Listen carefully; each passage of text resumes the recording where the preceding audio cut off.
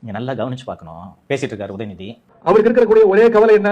திமுக மேல என்ன பொய் வழக்கு போடலாம், என்ன பொய் கேஸ் போடலாம். எங்க தண்ணி வருதோ இல்ல அங்க தண்ணி வரணும். காவிரி சொன்ன ஒரு நடிகை பேரை சொல்லி கத்துறாங்க கூட்டத்துல இல்லையா? இந்த உதயநிதி மூஞ்சில் ஒரு புன்முறுவல் வந்துச்சு பாத்தீங்களா? கவனிச்சிங்களா? அந்த கரடிக்கு அந்த பேரை கேட்டவனே அவ்வளவு ஆனந்தம், முகம் தகன்னு மின்னுது. அப்ப நீ ரசிக்கிறாத, ரைட்டா?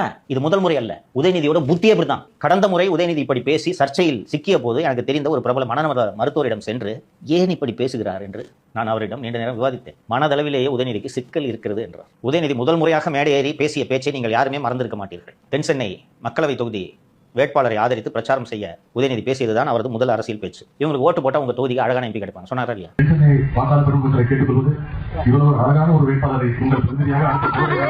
பேசவே தெரியாதவன் கூட இந்த மாதிரி பேச மாட்டான். கரெக்டுங்களா?